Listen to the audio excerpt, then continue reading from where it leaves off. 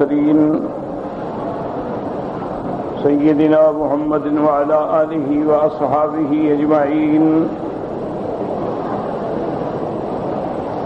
اللهم صل على سيدنا محمد وعلى آل سيدنا محمد كما صليت على إبراهيم وعلى آل إبراهيم في العالمين إنك حميد مجيد أعوذ بالله من الشيطان الرجيم بسم الله الرحمن الرحيم وقال الذين كفروا لن نؤمن بهذا القرآن ولا بالذي بين يديه ولو ترى إذ الظالمون موقوفون عند ربهم يرجع بعضهم إلى بعض القول يقول الذين استضعفوا للذين استكبروا لولا أنتم لكنا مؤمنين قال الذين استكبروا للذين استضعفوا أنحن صددناكم عن الهدى بعد إذ جاءكم بل كنتم مجرمين وقال الذين استضعفوا للذين استكبروا بل مكر الليل والنهار إذ تأمروننا أن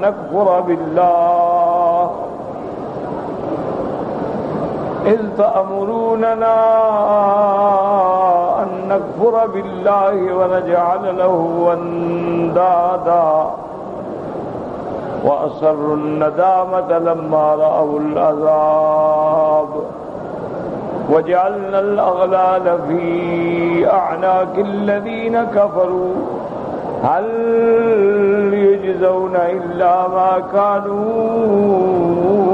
يعملون.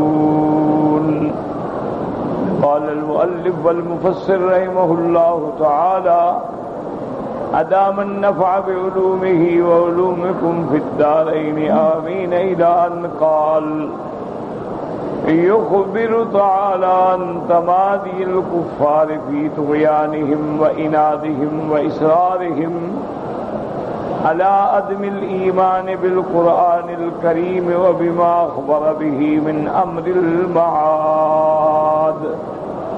اب مفسر رحمت اللہ علیہ فرماتے ہیں کہ اللہ خبر دیتے ہیں کہ کافروں کی طغیانی اور اناد کے اندر ان کا مبتلا ہونا اور اللہ کے قرآن پہ ایمان نہ لانے پر جم جانا وَبِمَا أَخْبَرَ بِهِ مِنْ أَمْرِ الْمَعَادِ اور ان آیات میں خبر دی ہے کہ جو ان کا حال قیامت کے دن ہوگا. اللہ تبارک و تعالیٰ کے کلام مقدس میں جیسے یہ آیات ہیں اسی طرح اللہ کے قرآن پاک میں کئی مقامات پر ایک ایسا منظر ہے، ایسا نقشہ ہے جیسے کہ قرآن پاک میں آتا ہے کہ قیامت والے دن اذا الصحف نشرت کہ جب صحائف اعمال تقسیم ہوں گے فَأَمَّا مَنْ أُوتِيَ كِتَابَهُ بِيَمِينِهِ فَيَقُولُ هَاؤُمُ اقْرَءُوا كِتَابِيَهْ جس کو داہنے ہاتھ میں نامہ عمل ملے گا وہ پکارے گا ادھر آؤ بھائی آؤ دیکھو میرا ماشاءاللہ نتیجہ آ گیا. اور اسی طرح جس بندے کو بائیں ہاتھ میں ملے گا وہ کہ فیقول یا لیتنی لم اوت کتابیہ وہ کہے گا کاش مجھے ملتا ہی نہ نتیجہ تو بہتر. اسی طرح قرآن فرماتے ہیں وَنَادَى أَصْحَابُ الْجَنَّةِ أَصْحَابَ النَّارِ کہ اہل جنت جو ہیں وہ پکاریں گے جہنمیوں کو، مخاطب ہوں گے، بات کریں گے ان قد وجدنا ما وعدنا ربنا حقا فهل وجدتم ما وعد ربكم حقا، کہ ہمارے ساتھ جو اللہ نے وعدہ کیا تھا پورا ہو گیا، تمہارے ساتھ جو وعدہ تھا عذاب کا پورا ہوا کہ نہیں ہوا؟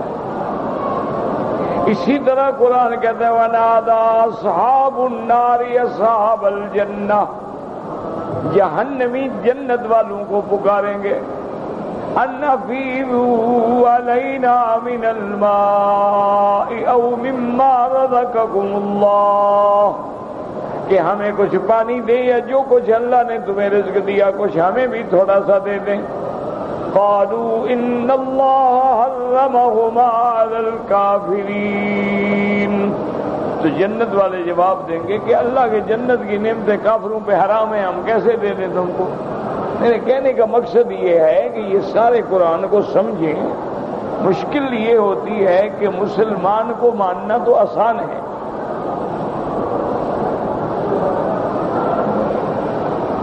ہمارا تو اللہ کے احکام پہ، اللہ کے قرآن پہ، حضور کے فرمان پہ ایمان ہے، جو کہہ دیا الحمدللہ۔ لیکن یہ واقعہ جیسے ابھی آپ پڑھ رہے ہیں کہ قیامت والے دن قال الذین استضعفوا للذین استکبروا، کمزور جو ہیں بڑوں سے کہیں گے، بڑے جو ہیں کمزوروں سے کہیں گے، کب؟ یعنی قیامت کے بعد، چونکہ ابھی تو کوئی جنت بھی نہیں، کوئی جہنم بھی نہیں، نہ کوئی جنت میں داخل نہ کوئی جہنم میں داخل۔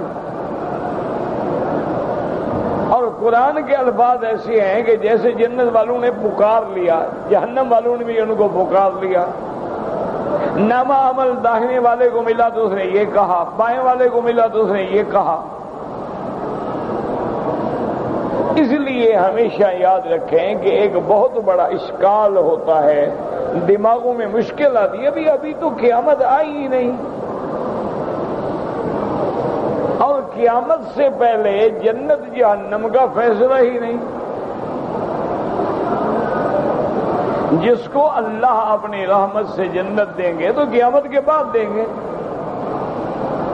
جس کو اللہ تبارک و تعالی جہنم دیں گے تو قیامت کے بعد دیں گے، ابھی تو جہنم میں نہیں ہے کوئی۔ عذاب قبر جو ہے وہ تو گویا ایک عارضی عذاب ہے اور نمونہ ہے، ورنہ قبر جو ہے وہ جہنم تو نہیں ہے۔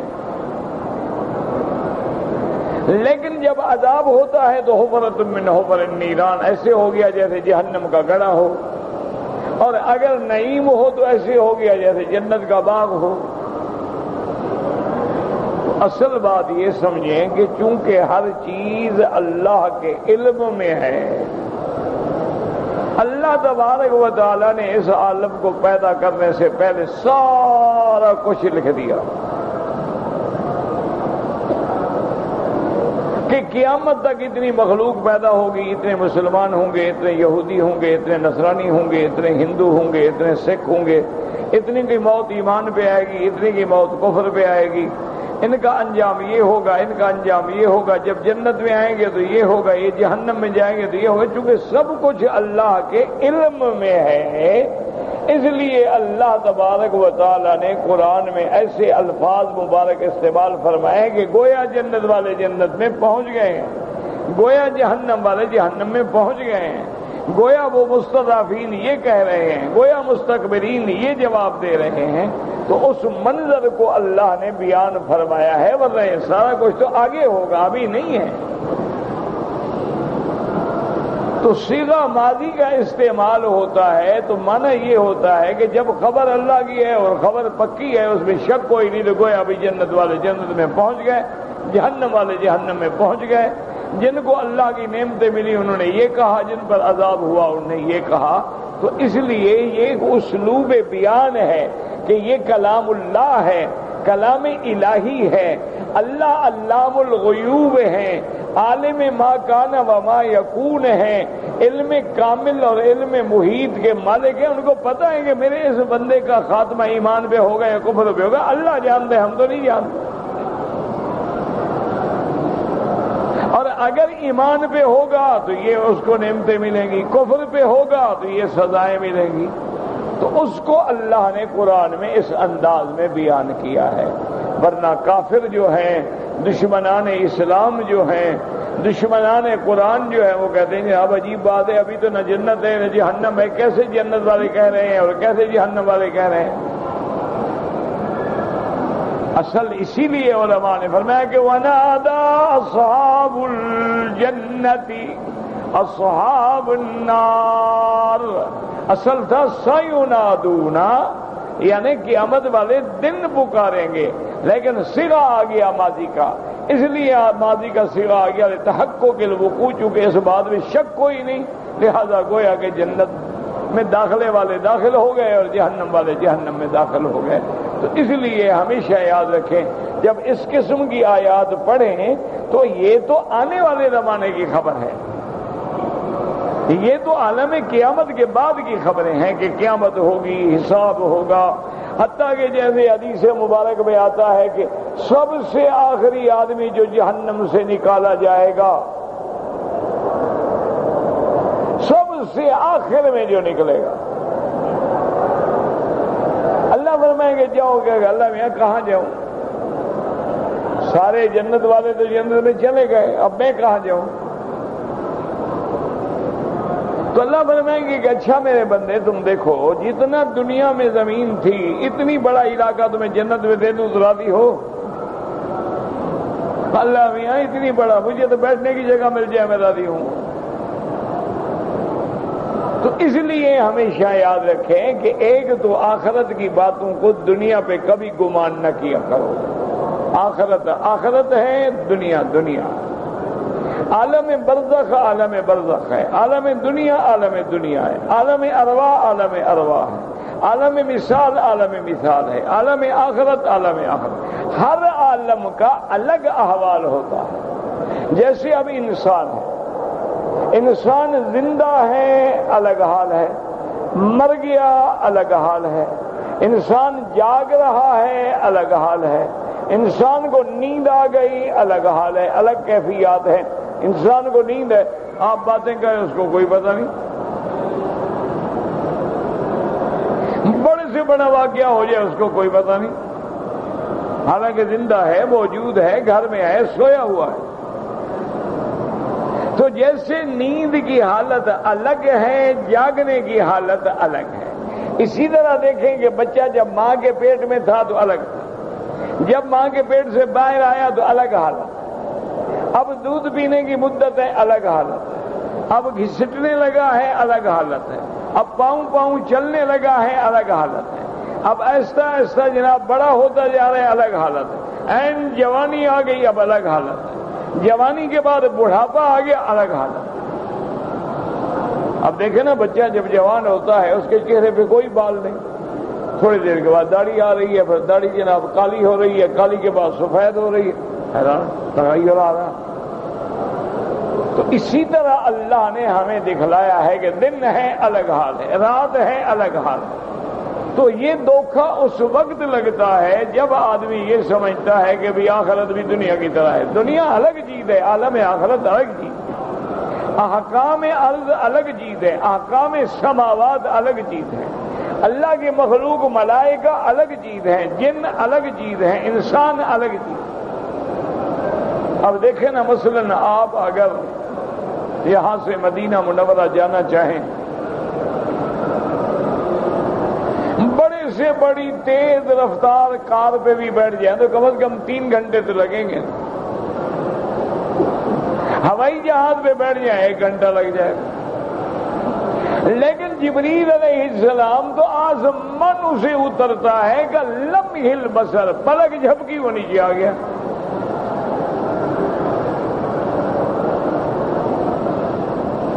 پلک جھپکی آسمانوں پہ چلا گیا. تو مخلوق، نوری مخلوق کا حال الگ ہے. ان کو اب کہیں ہم کہ جی جبریل کیسے آتا ہے، اور جناب 7ویں آسمان سے زمین پہ آ گیا، زمین سے پھر چلا گیا، پھر آ گیا، پھر چلا گیا، وہ تھکتا نہیں ہے. اتنا بڑا سفر جلدی کیسے ہو جاتا ہے؟ تو وہ مخلوق ہی الگ ہے. اسی طرح جن ہے. اب جن آپ کے پاس ادھر بیٹھا ہوگا، اگر آپ اس کو کہیں کہ مدینے جانا ہے وہ 1 گھنٹے میں پہنچ جائے گا. انسان جو ہے وہ تو گاڑی پر بھی 3-4 گھنٹے سے پہلے نہیں پہنچ سکتا. تو جن الگ ہے، انسان الگ ہے. جنوں کی طاقت الگ ہے، انسانوں کی قوت الگ ہے. جنوں کی غذا الگ ہے، انسانوں کی غذا الگ ہے. جنات کا عقل الگ ہے، انسانوں کا عقل الگ ہے. پھر ہر انسان میں دیکھیں ایک ہی باپ کے 4 بیٹے ہیں. ابھی مدینہ منورہ میں مجھے ایک بزرگ سے ملے، ان کے 4 بیٹے ہیں، 4 پاگل ہیں. ایک بیٹا ہے ماشاءاللہ وہ ذہین ہے، حافظ قرآن ہے. باپ ہی ایک ہے، ماں ایک ہے. 4 معذور ہیں، مجذوب ہیں، اور ایک حافظ ہے ماشاءاللہ عالم ہے. اسی طرح آپ دیکھیں کہ ایک ہی باپ کے 4 بیٹے ہوتے، ایک بڑا ذہین ہے اور ایک بالکل غبی ہے. اس لیے ہر بات کو سمجھا کریں کہ جب تک ان چیزوں کا فرق نہیں کریں گے نعوذ باللہ پھر قرآن میں شک پڑنا شروع ہوگا، اور جب شکوک آئیں گے بندہ کافر ہو جائے گا. اس لیے سمجھیں کہ اللہ پاک نے اپنے انبیاء علیہم الصلاۃ والسلام کو ایسے خبر دی ہے. اچھا اب کوئی نعوذ باللہ یہ کہہ سکتا ہے جی کہ کیا پتہ یہ خبر سچی ہے یا نہیں ہے، تو اس کے لیے قرآن خود گواہی دیتا ہے کہ اللہ نے قرآن میں نوح علیہ السلام کا قصہ بیان کیا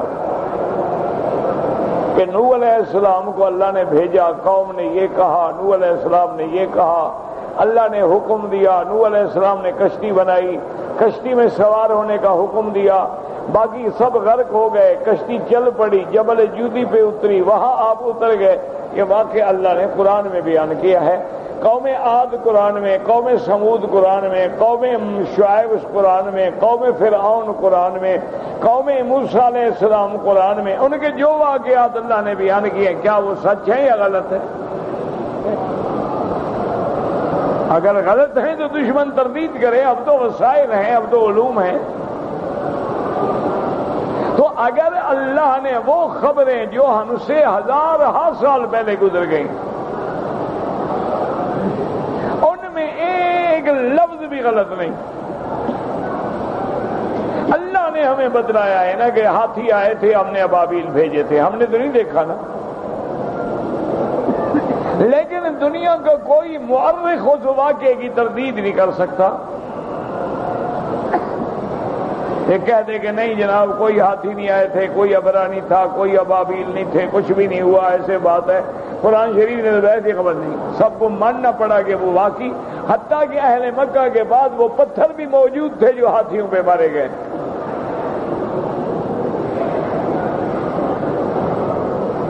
حضور صلی اللہ علیہ وعلا آلہ وصحابہ وسلم نے جو زمانے ماضی کی خبریں دی ہیں اگر وہ درست ہیں تو پھر زمانے استقبال کی بھی درست ہے. اگر زمانہ ماضی کی غلط ہوتی تو زمانہ استقبال کی بھی غلط ہونے کا شک ہو سکتا تھا.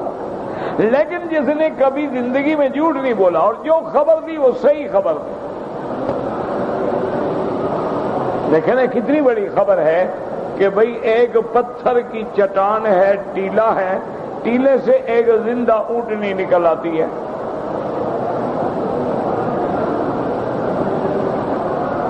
اور اونٹنی بھی اتنی بڑی ہے کہ ساری قوم اس کا دودھ پیتی ہے. اللہ کے قرآن نے خبر دی. اگر واقعہ غلط ہو تو دشمن خاموش بیٹھے، وہ تو زمین و آسمان کے کلابے ملا ڈالیں. جن کے پاس اتنے علوم ہیں کہ سمندر کے نیچے کے معلومات بھی باہر لا رہے ہیں، زمین کے نیچے سے بھی وہ ڈائمنڈ نکال رہے ہیں، زمین کے نیچے سے وہ رگیں اور چشمے دیکھ رہے ہیں، یہاں پیٹرول ہے، یہاں معدنیات ہے، یہاں سونا ہے، یہاں چاندی ہے، یہاں تانبا ہے، یہاں کوئلہ ہے، یہاں گیس ہے، اور یہ گیس اتنا مکہ میٹر ہے اور اتنا عرصہ چلے گا. جن کے پاس یہ سارے علم ہیں، وسائل ہیں، ٹیکنالوجی ہے، اگر قرآن کی کوئی ایک خبر بھی غلط ہوتی تو آسمان سر پہ نہ اٹھا لیتے. تو جب وہ ساری خبریں حضرت آدم سے لے کر حضرت عیسیٰ تک صحیح ہیں تو معلوم ہوا کہ ہمیں حضور نے جو آنے والے زمانے کی خبریں دی ہیں وہ بھی حرف بار صحیح.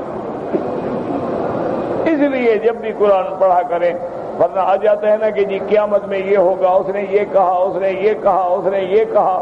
اچھا جیسے حدیث مبارک میں بھی آ جاتا ہے حضور نے عذاب ہوتا ہوا دیکھا.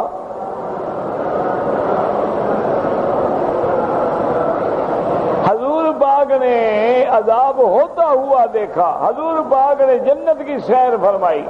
حضور پاک نے جنت کی نعمتیں اپنی آنکھوں سے دیکھیں. تو یاد رکھیں وہ جہنم کا ایک نمونہ ہے. جنت میں اللہ نے حضور کو داخل کیا سیر کرانے کے لیے، رکھنے کے لیے نہیں. رہنے کا فیصلہ قیامت کے بعد ہوگا. ایک ہوتا ہے گزر جانا، ایک ہوتا ہے نظر بھر کے دیکھ لینا، ایک ہوتا ہے مستقل داخل ہو کے رہ جانا. تو دونوں میں آسمان و زمین کا فرق ہے. تو اس لیے جب بھی قرآن پڑھیں اور ایسے آیات سے گزریں تو سمجھ لیا کریں کہ بھئی صیغہ تو یہی کہہ رہا ہے، گویا یہ ہو گیا، ہوا تو نہیں ہے. لیکن چونکہ خبر دینے والے اللہ کی ذات ہے اور ہمیں بتلانے والے حضرت محمد مصطفیٰ ہیں، اللہ کی خبر بھی سچی اور فرمان محمد مصطفیٰ بھی سچا. اس لیے مفسر رحمۃ اللہ علیہ فرماتے ہیں کہ من امر المعاد، اب اللہ اس میں خبر دیتی ہیں کہ قیامت والے دن کا منظر کیا ہوگا. وَلِهَذَا قَالَ تَعَالَى وَقَالَ الَّذِينَ كَفَرُوا لَن نُّؤْمِنَ بِهَذَا الْقُرْآنِ وَلَا بِالَّذِي بَيْنَ يَدَيْهِ. کافروں نے کہا ہم ہرگز ایمان نہیں لاتے نہ قرآن پہ نہ قرآن سے پہلی کتابوں پہ. اب اللہ فرماتے ہیں کہ یہ جو آج قرآن کا انکار کر رہے ہیں، یہ جو آج کتب منزلہ کا انکار، ان کا حال قیامت میں کیا ہوگا؟ کیونکہ اللہ تو جانتے ہیں کہ ان کا حال یہ ہوگا. وَبِمَا قَالَ اللَّهُ عَزَّ وَجَلَّ مُتَحَدِّدًا لَهُمْ وَمُتَوَعِّدًا وَمُخْبِرًا عن مواقفهم الذلیلۃ بین یدیہ فی اذخر حاجہم. اللہ خبر دیتے ہیں متحدد لہم، ان کے لیے تحدید ہے، ان کے لیے وعید ہے. اللہ خبر دے رہے ہیں کہ قیامت والے دن جب یہ ہوں گے تو ان کا حال کیا ہوگا. یہ پھر کیسے آپس میں جھگڑیں گے اور کیسے آپس میں لڑیں گے. یرجع بعضهم الى بعض القول، ایک دوسرے پہ ٹالے، وہ کہے گا تم نے برباد کیا، وہ کہے گا تم نے برباد کیا. یقول الذین استضعفوا، اس سے مراد کون ہے؟ اتباع، یعنی وہ جو لوگ ان کے تابع تھے. للذین استکبروا، یہ کون ہے؟ جو ان کے سردار تھے، یعنی منہم قادتہم وسادتہم لولا انتم لکنا مؤمنین، ای لولا انتم تصدونا لکنا اتبعنا الرسل وآمنا بما جاؤنا به. اب وہ جو لوگ کمزور تھے، حاری تھے، مزدور تھے، تابع تھے، وہ کہیں گے اگر تم لوگ نہ ہوتے تو ہم رسولوں پر ایمان لے آتے، ہم ایمان لے آتے، ہم اللہ کے قرآن پہ ایمان لے آتے، اللہ کی کتابوں پہ ایمان لے آتے. اب کا ان کے جو سردار ہیں وہ جواب دیں گے فقال لهم القادة والسادة وهم الذين استكبروا أنحن صددناكم عن الهدى بعد إذ جاءكم بل كنتم مجرمين. وہ کہیں گے ہم نے منع کیا تھا، ہم نے روکا تھا ایمان. غلط بات ہے، تم خود ہی مجرم تھے، تم خود ہی نہ ماننے والے تھے. أَيْنَحْنُ مَا فَعَلْنَا بِكُمْ أَكْثَرَ مِنْ أَنَّا دَعَوْنَاكُمْ فَاتَّبَعْتُمُونَا مِنْ غَيْرِ دَلِيلٍ وَلَا بُرْهَانٍ. ہم نے تم لوگوں کو اپنے دین کی طرف بلایا، تم لوگ ہمارے پیچھے چل پڑے، حالانکہ نہ کوئی دلیل تھی نہ کوئی برہان تھا. وَخَالَفْتُمُ الْأَدِلَّةَ وَالْبَرَاهِينَ وَالْحُجَجِ الَّتِي جَاءَتْ بِهَا الرُّسُلُ شَهْوَتِكُمْ وَاخْتِيَارِكُمْ لِذَلِكَ.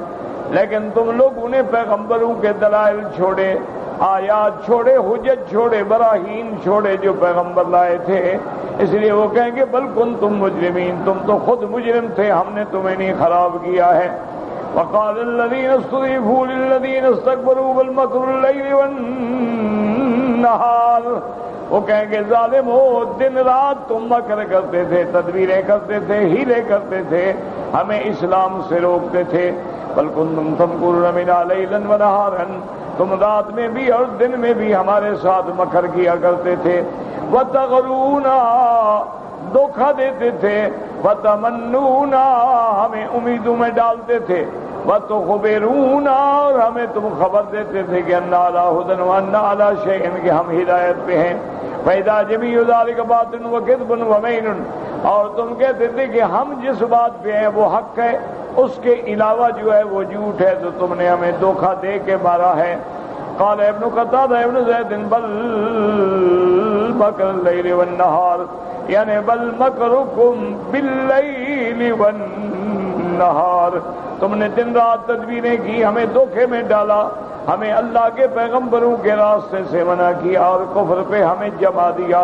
وقد قال مالک عن زید اسم مکرکم باللیل والنہار اذ تأمروننا ان نکفر باللہ ونجعل له اندادا اے نذران والہۃ معہ، تم لوگ ہی ہمیں کہتے تھے کہ ہم اللہ کے ساتھ شریک بنائیں، اللہ کے ساتھ آلہہ بنائیں.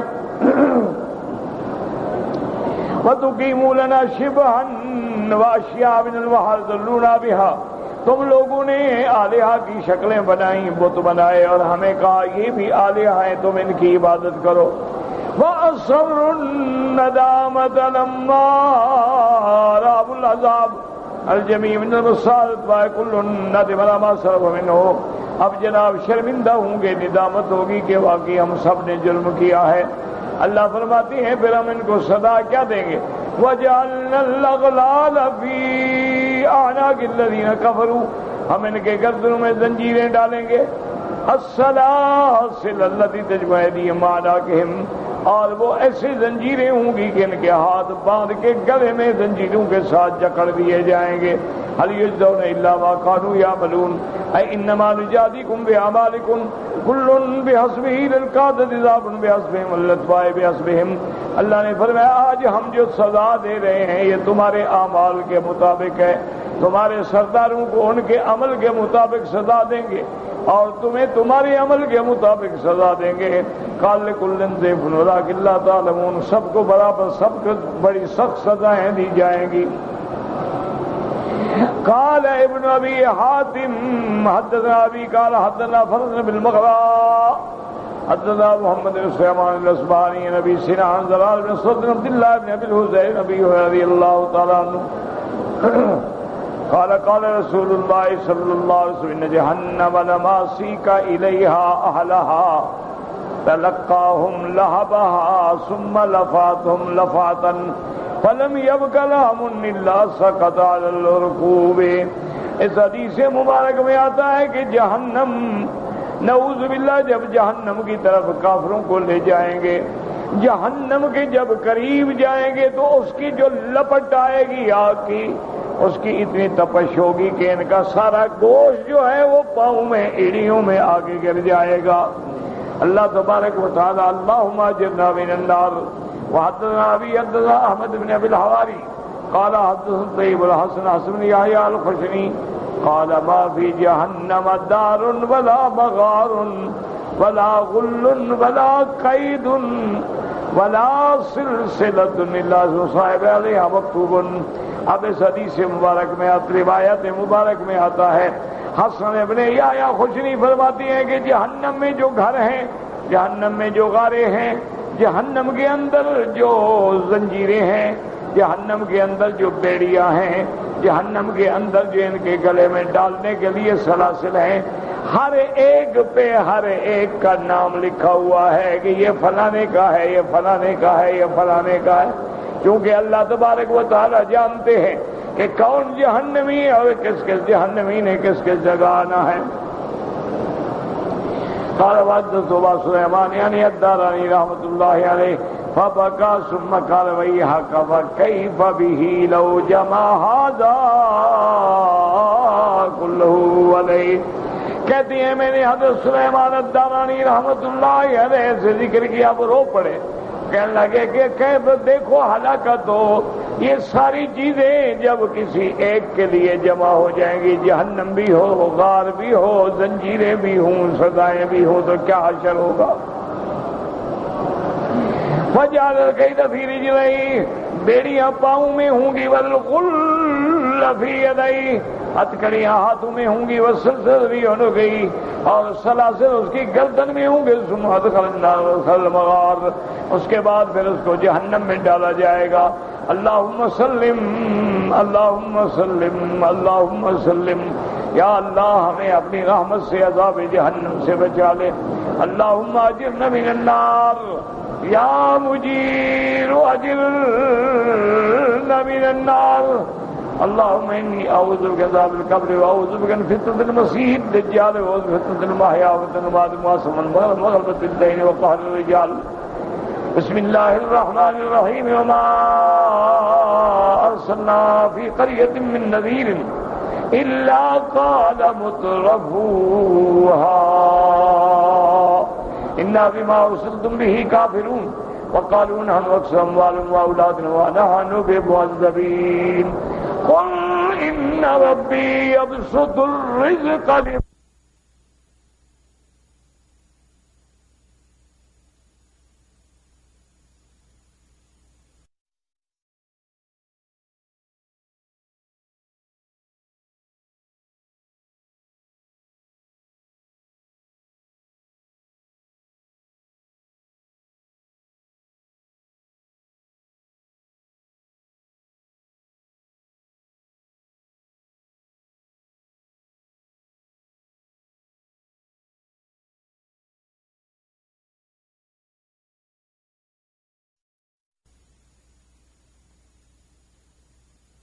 أموالكم ولا أولادكم بالذي تقربكم من دراز الفا إلا من آمن وعمل صالحا فأولئك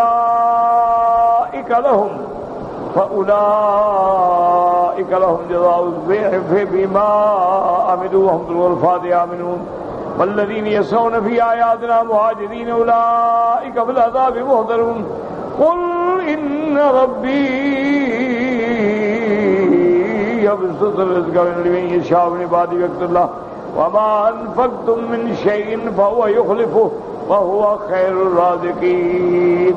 يقول تعالى مصليا النبي صلى الله عليه وسلم وآمرا له بالتعصيب من قبله من الرسل۔ اللہ تبارک و تعالی ان آیات میں اپنے پیارے نبی حضرت محمد مصطفیٰ صلی اللہ علیہ وسلم کو تسلی دیتے ہیں کہ میرے مدنی آپ صبر کریں، اطمینان کریں، آپ سے پہلے جو پیغمبر چلے ہیں آپ ان کے راستے پہ چلیں۔ وَاصْبِرْ كَمَا صَبَرَ أُولُو الْعَزْمِ مِنَ الرُّسُلِ وَمُخْبِرُ بِأَنَّ مَا بَعْثَ نَبِيًّا فِي قَرْيَةٍ إِلَّا قَدْ مُتْرَفُوهَا وَاتَّبَعُوا ضُعَفَاءَهُمْ۔ اللہ فرمائیں گے میرے محبوب آپ غم نہ کریں کہ بڑے بڑے رئیس، بڑے بڑے کفار قریش آپ کا انکار کرتے ہیں۔ یہ سنت اللہ ہے، آپ سے پہلے بھی جتنے پیغمبر گزرے، جتنے نبی آئے، جتنے رسول آئے، اس دور کے بڑے لوگوں نے انکار کیا اور اس دور کے غنی لوگوں نے انکار کیا، اور کمزور لوگ ہی جو تھے وہ ایمان لائے۔ کما قال نوح علیہ قوم نوح علیہ السلام انؤمن لک واتبعک الارذلون۔ اسی لیے قوم نوح نے نوح علیہ السلام سے کہا تھا کہ نوح انؤمن لک، ہم آپ پر ایمان لے آئے، آپ کی اتباع کرنے والے تو رذیل اور غریب حقیر قسم کے لوگ ہیں، ان کے ساتھ ہم کیسے مل سکتے ہیں؟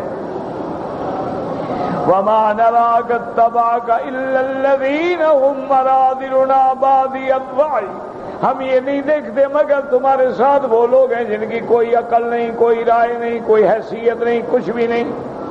قال القبراء من قوم صالح، حتیٰ کہ قوم صالح نے بھی یہی کہا لمن للذین استضعفوا لمن آمن منہم، کمزور غریبوں سے، اتعلمون ان صالحا مرسل من ربہ، قالوا انا بما ارسل به مؤمنون۔ قوم صالح کے بڑے لوگوں نے بھی غریبوں سے کہا تھا کیا تم جانتے ہو کہ صالح علیہ السلام اللہ کے رسول ہیں؟ وہ کہہ دیں گے کہ ہاں اللہ کے رسول ہیں اور ہم ایمان لائے ہیں۔ وقال الذين استكبروا إنا بالذي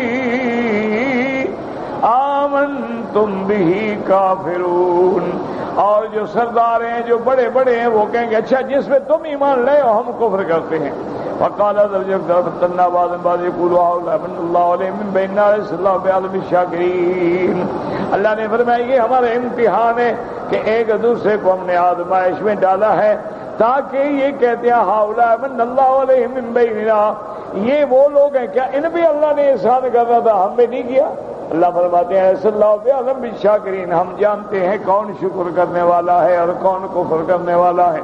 وقال تعالیٰ وجعلنا في كل قرية أكابر مجرميها ليمكروا فيها. وقال جل وعلا وإذا أردنا أن نهلك قرية أمرنا مترفيها ففسقوا فيها فحق عليها القول ودمرناها تدميرا. اللہ فرماتے ہیں کہ جب ہم کسی علاقے کو علاقے والوں کو ہلاک کرنا چاہتے ہیں ان کو اپنا حکم بھیجتے ہیں ان کے غنی لوگ جو ہیں وہ انکار کر دیتے ہیں اور جب وہ انکار کرتے ہیں تو پھر ہم ان کو ہمیشہ کے لیے ہلاک و تباہ کر دیتے ہیں.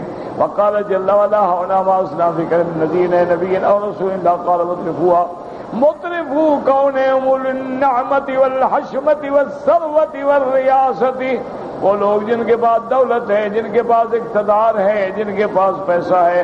قال قتادہم جبابرتہم وقادتہم ورؤوسہم بالشر. او مطرفین کا معنی یہ ہے کہ ان کے بڑے بڑے جبار ان کے سردار ان کے بڑے بڑے جو لوگ تھے شر میں وہ کہنے لگے انا بما ارسلتم به کافرون اے لا نؤمن به ولا نتبعه، کہ ہم تو نہ ایمان لاتے ہیں اور نہ ہم آپ کی پیروی کرتے ہیں. قال ابن بیاد بن عدی بن حسین قال حدثنا هارون بن اسحاق قال حدثنا محمد بن عبد الوهاب بن سفيان الصدي الذين قال كان رجلان شريكان خرج احدهما الى الساحل وبقي الاخر. اب یہ بات بیان کرتے ہیں ابھی رضین کے دو آدمی تھے آپس میں شریک تھے، ایک آدمی جو تھا وہ ساحل کی طرف چلا گیا ایک رہ گیا. فلما برسل اسمه الى صاحب يسر ما فعل فكتب اليه انه لم يتبعه احد من قريش انما اتبعه اراذل الناس ومساكينهم. اس نے اپنے ساتھی کو لکھا کہ مجھے مکے کے حالات بتلائے ہیں، وہاں جو نبی پیدا ہوئے ہیں ان کے ماننے والے کون ہیں. اس نے لکھا کہ قریش کے بڑے لوگوں نے تو نہیں مانا، البتہ غریب لوگ جو ہیں وہ اسلام لا رہے ہیں. قال فترك تجارته ثم اتى صاحبه فقال دلني عليه. اس نے اپنی تجارت کو چھوڑا اپنے دوست کے پاس پہنچا. قال وكان يقرأ الكتب بعد الكتب، چونکہ اس نے سابقہ کتابیں پڑھی تھیں. فأتى النبي صلی اللہ علیہ وسلم، حضور کی خدمت میں آیا. فقال الى ما تدعو قال ادعو الى كذا وكذا. حضور کی خدمت میں آیا کہنے لگا حضور آپ کس چیز کی طرف دعوت دیتے ہیں؟ حضور پاک نے فرمایا ہے کہ میں تم کو اللہ کی توحید اللہ کی رسالت کی طرف بلاتا ہوں. قال اشهد انك رسول الله انك رسول اللہ. کہنے لگا میں گواہی دیتا ہوں آپ اللہ کے سچے رسول ہیں. قال وما علمك بذلك. آپ نے فرمایا اتنی جلدی تم اسلام لے آئے گواہی دے رہے ہو تمہارا کیا علم ہے؟ قال انه لم يبعث نبي الا اتبعوا اراذل الناس ومساكينهم. اس نے کہا میں نے کتابوں میں پڑھا ہے جب بھی کوئی نبی آیا اللہ نے بھیجا اس کی اتباع کرنے والے ہمیشہ ضعیف کمزور غریب لوگ ہوتے تھے. اللہ اکبر. قال فنزلت هذه الآية وما أرسلنا في قرية من نذير إلا قال مترفوها إنا بما أرسلتم كافرون وقالوا نحن أكثر أموالا وأولادا وما نحن بمعذبين قال بس النبی صلی اللہ علیہ وسلم انزا تصدیق ما قلتا اللہ تبارک و تعالیٰ کے پیغمبر نے جب یہ آیت اتری تو آپ نے اس بندے کو خبر کی کہ جو تم کہہ رہے تھے اللہ نے قرآن میں تصدیق فرما دی ہے وہاں قضا قال ہرقل وسبین سالم تک مسائل قال فيها سألتك ضعفاء الناس اتبعه ام اشرافهم وزعمت بل ضعفاؤهم وهم اتباع الرسل اور یہی وہ بات ہے جو ہرقل نے ابی سفیان سے کہی تھی کہ تمہارے مکے میں جو نبی پیدا ہوا ہے اس میں اتباع کرنے والے بڑے لوگ ہیں کہ غریب ہیں انہوں نے کہا غریب لوگ ہیں یہ عام لوگ ہیں بڑے تو کوئی بھی نہیں مانتا انہوں نے کہا اس کا معنی ہے وہ سچا نبی ہے ہر سچے نبی کی اتباع کرنے والے ہمیشہ غریب ہوتے ہیں اور آج بھی آپ دیکھ لیں گے قرآن و حدیث کا علم حاصل کرنے والے مدارس دینیہ میں کون ہیں غریب لوگ بڑے لوگوں کے بچے تو باہر کے ملکوں میں پڑھتے ہیں ان کو تو قرآن حدیث سے واسطہ ہی نہیں ہوتا ہے یہ بالکل ایک سچائی ہے اور ایک حق ہے کہ اللہ تبارک و تعالی نے جن کو نعمتیں دی ہیں بہت تھوڑے لوگ ہیں کہ نعمتوں کے بعد اللہ کا شکر کرتے ہیں اللہم اجعلنا من الشاکرین برحمتک یا ارحم الراحمین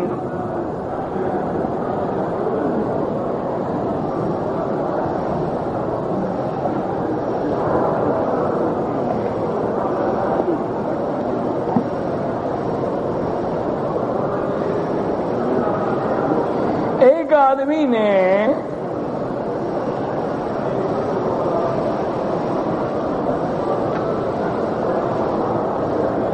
اپنی بیوی کو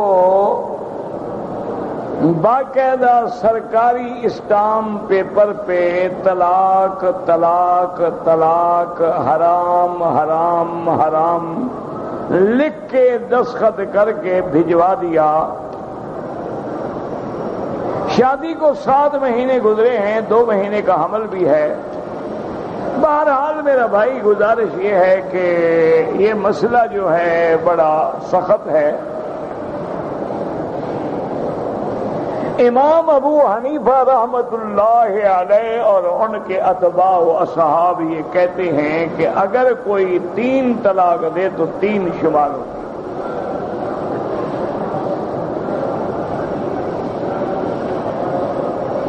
چاہے ایک ہی مجلس میں دے ایک ہی وقت میں دے ایک ٹائم میں دے وہ کہتے ہیں 3 طلاق ہو گئی اور جب 3 طلاق ہو گئی اب رجوع نہیں کر سکتا فلا تحل له من بعد حتى تنكح زوجا غيره اب یہ عورت پہلے خامد بے حلال نہیں ہو سکتی جب تک کہ وہ دوسری شادی کرے اور اس شادی کے بعد وہ شوہر بھی اپنے منشے سے طلاق دے کرائے والا شوہر نہ ہو اللہ کے نبی کی صریح حدیث سے مبارک ہے کہ لعن اللہ المحلل والمحلل له حلالہ کرانے والا اور کرنے والا دونوں پہ اللہ کی لعنت ہے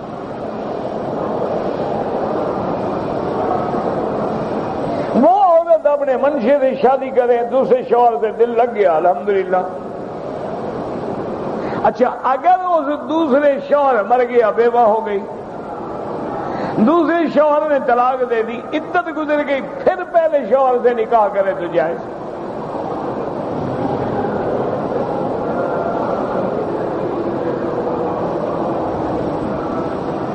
آج کل ہمارے جدید تعلیم یافتہ لوگوں نے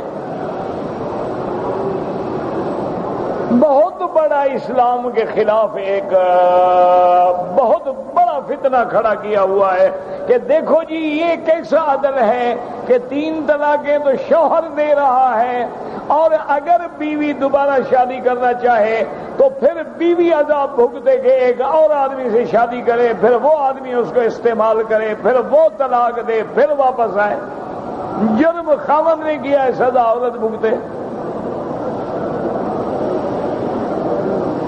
دیکھو نا، ایک شریف عورت کے لیے مذاق تو نہیں ہوتی نا کہ کسی دوسرے کے پاس پھر جا کے سوئے. ہاں ایک کمینی عورت ہے، بے حیا عورت ہے، اس کے لیے تو کوئی فرق نہیں پڑتا، کیونکہ جس نے اپنا کپڑا حرام پہ کھولا ہے، ایک کے لیے بھی کھول سکتی ہے، 1000 کے لیے بھی کھول سکتی. لیکن جو باحیا عورتیں ہیں، شرافت والی عورتیں ہیں، جنہوں نے کبھی گناہ نہیں کیا، اس کے لیے تو مسئلہ ہے نا کہ پہلے اب ایک اور آدمی کی بیوی بنے. وہ کہتے ہیں جناب یہ کیسا انصاف ہے کہ گناہ جو سختی جو کی ہے، زیادتی تو کی ہے شوہر نے کہ 3 طلاقیں دے دی، حالانکہ شریعت میں 1 طلاق دی، 1 دیتا، 3 کی ضرورت کیا تھی؟ طلاق ہی دینی ہے نا تو 1 طلاق دے دے. طلاق ہی دینی ہے تو 2 دے دو، کیا ضرورت ہے کہ طلاق مغلظہ دے؟ حالانکہ یہ بات نہیں ہے، یاد رکھو اسلام کا عدل ہے، انصاف ہے. یہ جہالت ہے ہماری جو ہم یہ سمجھتے ہیں. اسلام نے اس لیے پابندی لگائی ہے کہ اب یہ عورت اپنے اس ظالم شوہر کے بعد واپس نہ جائے جس نے اس کو طلاق دی ہے. جب اس نے پہلے تمہاری قدر نہیں کی، جب اس نے تمہارے محبت، تمہاری عزت، تمہاری عفت، تمہاری عصمت لینے کے بعد تمہیں طلاق دے دیا، لعنت بھیجو ایسے شوہر میں کسی اور جگہ شادی کرو. اسلام تو تمہیں بچانا چاہتا ہے کہ پھر تم اسی ظالم کے واپس آنا چاہتی ہو. لا يلدغ المؤمن من جوہر واحد مرتين. حضور نے فرمایا کہ ایمان والا آدمی ہوتا ہے ایک سوراخ سے 2 دفعہ تو نہیں ڈسا جاتا. ایک سوراخ میں آپ کو سانپ نے ڈنگ مارا ہے، پھر پاؤں دے رہے ہو تاکہ وہ دوبارہ تمہیں ڈنگ مارے. یہ تو تمہاری حفاظت کے لیے اسلام نے قانون بنایا ہے کہ تم دوسری جگہ اور یہ تمہیں دوسری جگہ شادی کرنے کا کیا منا؟ اگر تم واپس آنا چاہتی ہو نا، تم واپس نہ آنا چاہو تو کوئی مسئلہ نہیں. اگر عورت اس کے اتنے ظلم کے بعد واپس آنا چاہتی ہے تو اسلام منع کر رہا ہے اچھا شادی کر لو تاکہ دوسرے خاوند سے دل لگ جائے، جان چھوڑے، پہلے کے بعد نہ واپس آئے. اور اگر تم نے مرنا ہے تو پھر بھگتو. اگر تم نے اسی ذلیل آدمی کے گھر میں واپس آنا ہے جیسے تمہیں طلاق دے کے 2 کوڑی کا کر کے باہر پھینک دیا، پھر واپس آ رہی ہو تو پھر شادی کرو. تو یاد رکھو امام ابو حنیفہ رحمۃ اللہ علیہ جہاں حلال حرام کا مسئلہ آ جائے بڑے سخت ہیں. وہ کہتے ہیں کہ آدمی، حضور نے فرمایا کہ اگر تم کسی رکھ کے قریب بکریاں چراؤ گے تو اندر بڑھ سکے، دور ہوگے تو خطرہ نہیں، لہذا اگر ذرا بھی شبہ پڑ جائے وہ کہتے نہیں بھائی 3 طلاق ہو گئی، بس 3 ہو گئی. اور جمہور ائمہ تقریباً یہی کہتے ہیں، امام شافعی، امام مالک، امام ابو حنیفہ، کہ 3 ہیں. صرف بعض علماء اہل حدیث، وہ بھی سارے نہیں، بعض علماء اہل حدیث فرماتے ہیں کہ اگر ایک وقت میں 3 طلاق دی ہے تو گویا یہ 1 شمار ہوگی. 3 تب شمار ہوں گی کہ 1 طلاق دے، پھر طہر میں دوسری طلاق دے، پھر باقی میں تیسری طلاق دے تو وہ تو 3 شمار ہوں گی. یا 1 طلاق یہاں دی ہے، 1 طلاق وہاں دوسرے مکان میں دی، 1 اور جگہ پہ دی، مجالس متعددہ میں دی ہے تو 3 ہے. اگر ایک جگہ کھڑے کھڑے 3 کہہ دیا ہے تو گویا 1 ہے. ورنہ باقی ائمہ کرام جو ہیں وہ کہتے ہیں نہیں، 3 جو ہے وہ 3 ہوتی ہے. اصل بات کیا ہے کہ صحابہ کا زمانہ تھا عدل والا، ان میں تو جھوٹ کا کوئی سوال ہی نہیں پیدا ہوتا تھا نا. آج ہمارے تو ماشاءاللہ طلاق بھی دیتے ہیں، شام کو میاں بیوی اکٹھے ہیں، 100 طلاق ہو چکی ہے، بچے بھی جن رہے ہیں. رات دن طلاق دیتے ہیں، دوسرے دن پھر سلو ہو گئی، پھر طلاق دے دی، پھر سلو ہو گئی، پھر طلاق دے دی، پھر سلو ہو گئی. نہ طلاق ہے نہ نکاح ہے، سب جائز ہے. صحابہ کا زمانہ جو ہے وہ بڑا عدل والا تھا. اس نے اگر 3 طلاقیں دی ہوتی، وہ کہتا تھا کہ بھی میری نیت، میرا ارادہ 1 طلاق کا تھا، میں نے تو اس کو سنانے کے لیے 3 دفعہ کہا، ورنہ میں نے 3 طلاق کی نیت ہی نہیں کی نا. 3 طلاق دی ہے میں نے.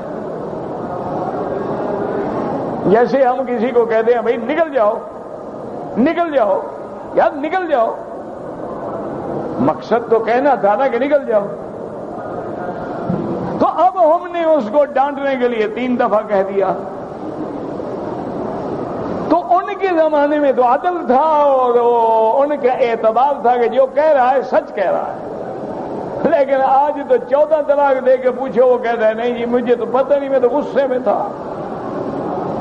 میں جناب لڑائی جو ہوئی نا جی، اس سے میں ایسا دماغ میرا پھر گیا، پتہ ہی نہیں لگا مجھے. لفظ طلاق اس کو یاد رہا ہے، عربی کا لفظ ہے، تمہیں یہ کیسے یاد رہ گیا؟ تم نے طلاق کے بجائے بلاغ بھی نہیں کہا، کلاق بھی نہیں کہا، رلاق بھی نہیں کہا، یہ طلاق کا لفظ تمہیں غصے میں کیسے یاد رہا؟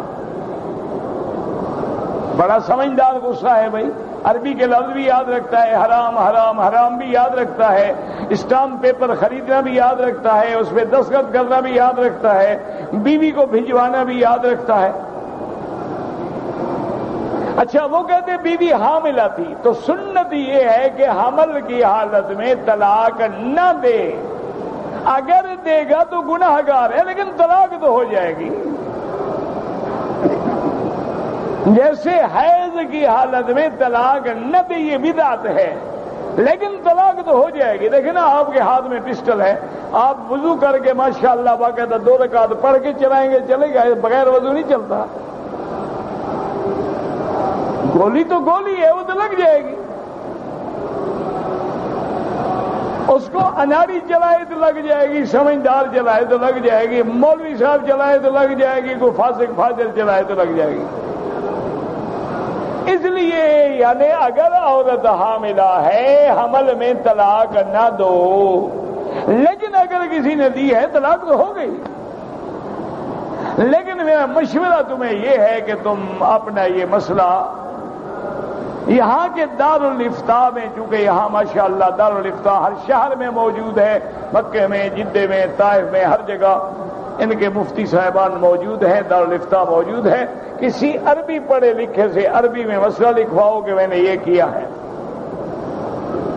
اور ان سے فتویٰ طلب کرو. ہو سکتا ہے کوئی تمہارا راستہ نکل آئے. حنفی مسلک میں تو میرا بھائی کوئی راستہ ہے ہی نہیں.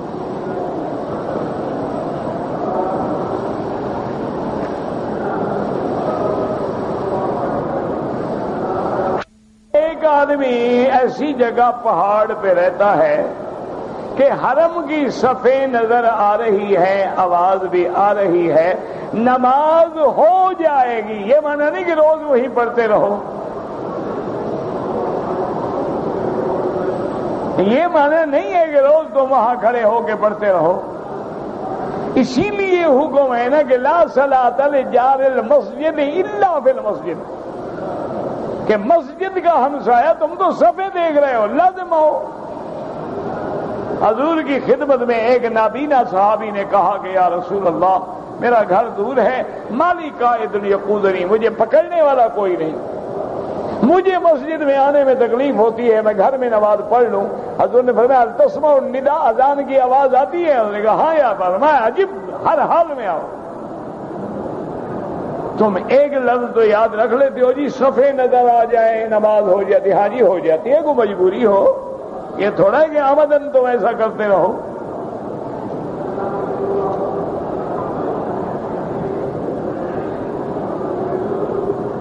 ہماری دادی کا انتقال ہو گیا، اللہ مغفرت فرمائے. ربنا تقبل منا انک انت السمیع العلیم وتب علینا انک انت التواب الرحیم. کچھ رشتہ دار بیمار ہیں، اللہم اشفنا واشف مرضانا وارحم موتانا واستجب دعاءنا ولا تخيب رجاءنا برحمتك یا ارحم الراحمین. یا اللہ عالم اسلام پہ رحم فرما. یا اللہ مسلمان عراق میں ہیں، غزہ میں ہیں، فلسطین میں ہیں، کشمیر میں ہیں، یا الہ العالمین افغان میں ہیں، شیشان میں ہیں، عرب میں ہیں، عجم میں ہیں. یا اللہ ان کی جان مال آبرو عزت کی حفاظت فرما. یا اللہ مسلمانوں پہ رحم فرما. یا اللہ مسلمانوں پہ رحم فرما.